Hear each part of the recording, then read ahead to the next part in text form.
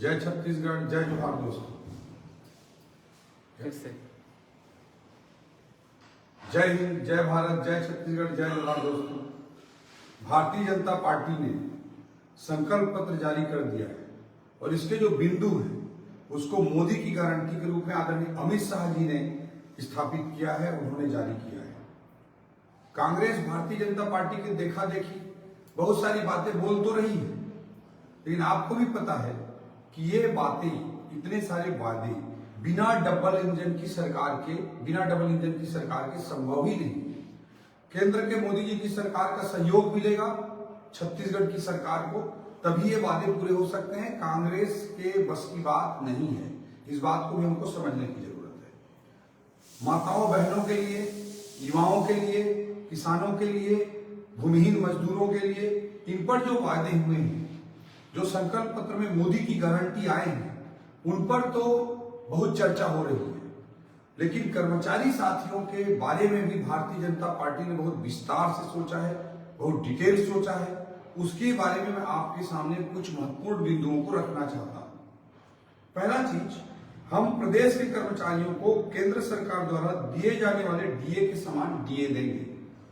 DA जो है, महंगाई भत्ता, किसी भी कर्मचारी का मैं उसे मौलिक अधिकार मानता हूं, फंडामेंटल राइट मानता हूं।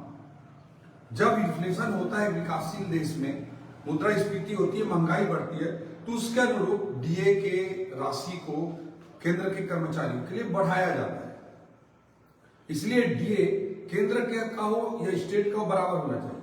लेकिन बड़े दुर्भाग्य की बात है कि पिछले 5 सालों में छत्तीसगढ़ के कांग्रेस की सरकार ने कर्मचारियों को डीए पे उलझा के रखा, डीए के मुद्दे पर लगातार परेशान किया और लगभग 5,000 करोड़ का घोटाला कहूं या कर्मचारियों के हक को मारने की बात कहूं, 5,000 करोड़ रुपए कर्मचारियों का डीए, एचआरए आदि के नाम पर रोका गया है।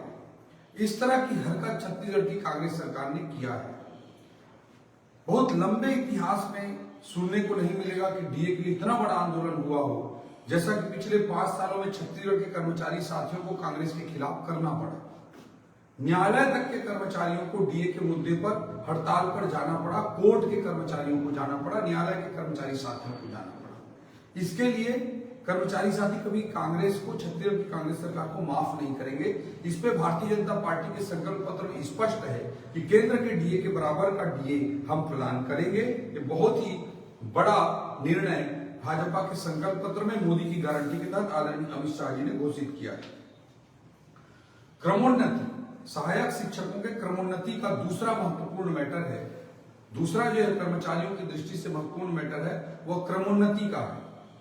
जो वेतन विसंगति होती है सहायक शिक्षक कर्मचारियों के लिए, उस क्रमोन्नति के फैसले को भी मोदी की गारंटी के तहत भारतीय जनता पार्टी के क्या जो संकल्प पत्र है उसमें सम्मिलित किया गया है।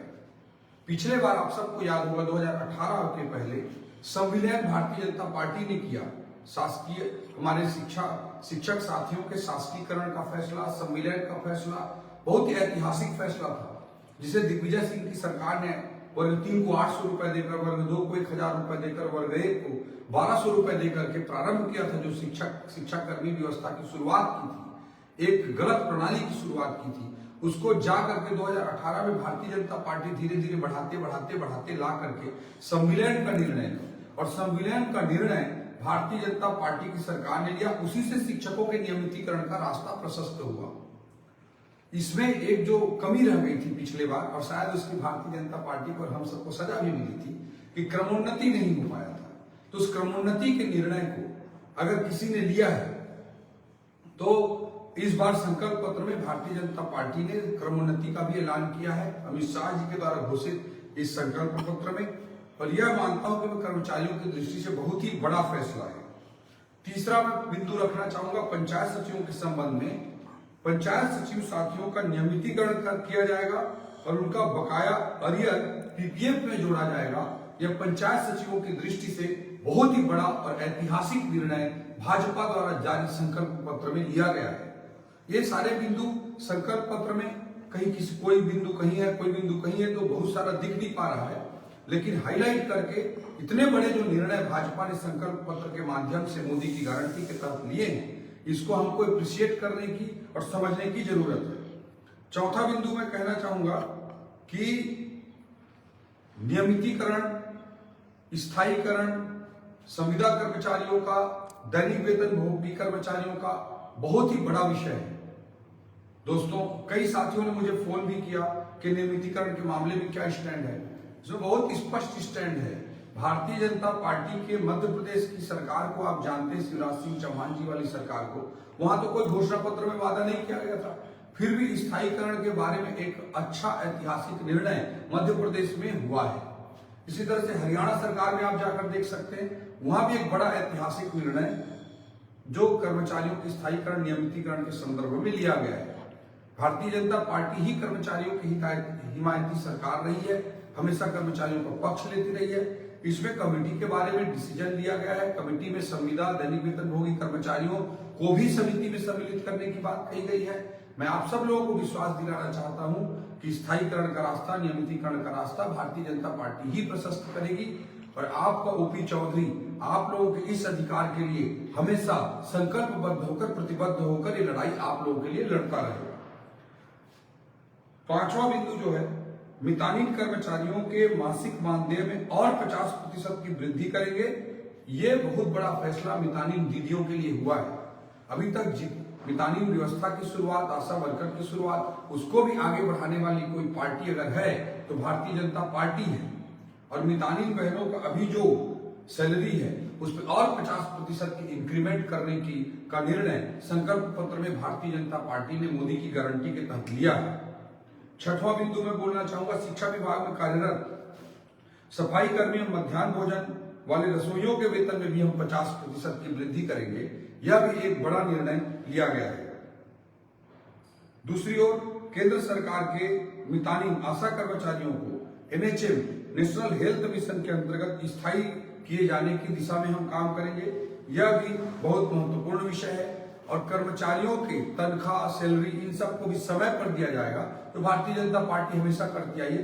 ये कुछ महत्वपूर्ण बिंदु कर्मचारियों की दृष्टि से भाजपा के संकल्प पत्र में अमित शाह जी के द्वारा जारी किए गए हैं, जो हमारे छत्तीसगढ़ के कर्मचारी साथियों के लिए बहुत महत्वपूर्ण है। संकल्प पत्र में कोई बिंदु किसी पेज पे है, कोई बिंदु किसी पेज पे है, इसलिए मैं एकीकृत करके ये फेसबुक लाइव कर रहा हूं ताकि आप लोगों को इन मुद्दों पर स्पष्टता हो सके। ये मैंने इसलिए फेसबुक लाइव करना जरूरी समझा।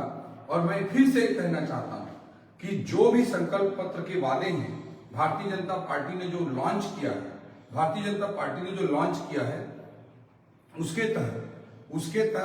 उसके तहत ये, और अगर देखा देखी कांग्रेस भी प्रतिस्पर्धा करने की जो बात करती है, इसमें बहुत स्पष्ट है कि जब तक डबल इंजन की सरकार नहीं रहेगी, जब तक केंद्र की सरकार का सहयोग नहीं रहेगा, जब तक मोदी जी का सहयोग नहीं रहेगा, ये वादे कोई भी राज्य सरकार छत्तीसगढ़ की हालात में व्यवहारिक रूप से नहीं पूरा कर सकता। आप सभी को पता है। इसलिए मैं निवेदन करता हूं कि डबल इंजन की सरकार बनाइए। केंद्र में 2024 में सबको ज्ञात है कि मोदी जी के नेतृत्व में तीसरी बार हैट्रिक भारतीय जनता पार्टी की सरकार बनने जा रही है। वैसी स्थिति में अगर गलती से छत्तीसगढ़ में कांग्रेस होगी तो ये वादे कांग्रेस कदापि पूरे कर ही नहीं पाएगी। भारतीय जनता पार्टी की सरकार रहेगी तभी ये वादे पूरे हो सकते हैं, डबल इंजन की सरकार के माध्यम से, मोदी जी के सहयोग से, केंद्र सरकार के सहयोग से। इस बात को उनको जानना और समझना बेहद जरूरी है। दोस्तों, जो कांग्रेस को अगर करना ही रहता तो 1000-1500 रुपया वृद्धा पेंशन का पिछली बार वादा किया था, उसे पूरा क्यों नहीं किया? 2500 रुपया बेरोजगारी भत्ता का वादा किया था, उसको पूरा क्यों नहीं किया? शराबबंदी का वादा किया था, उसको पूरा क्यों नहीं किया? स्व सहायता समूहों के कर्जा माफी का वादा किया था, उसको पूरा नहीं किया? किसानों का कर्जा माफी पूरा क्यों नहीं किया? ऐसे एक नहीं सैकड़ों बिंदु हैं जिसको इन्होंने ध्यान ही नहीं दिया। आज मैं बोलना चाहता हूं, भारतीय जनता पार्टी की डबल इंजन की सरकार की छत्तीसगढ़ में जरूरत है और तभी जो किसान भाइयों को, माताओं बहनों को, भूमिहीन साथियों को, युवाओं को, जो कर्मचारियों को जो संकल्प पत्र में बिंदु शामिल किए गए हैं वो भाजपा ही पूरा कर सकती है और डबल इंजन की सरकार के माध्यम से पूरा कर सकती है, मोदी जी के सहयोग से पूरा कर सकती है। इन महत्वपूर्ण बिंदुओं को मैं आपके सामने रखना चाहता था। जय हिंद, जय भारत, जय छत्तीसगढ़, जय जोहार साहब।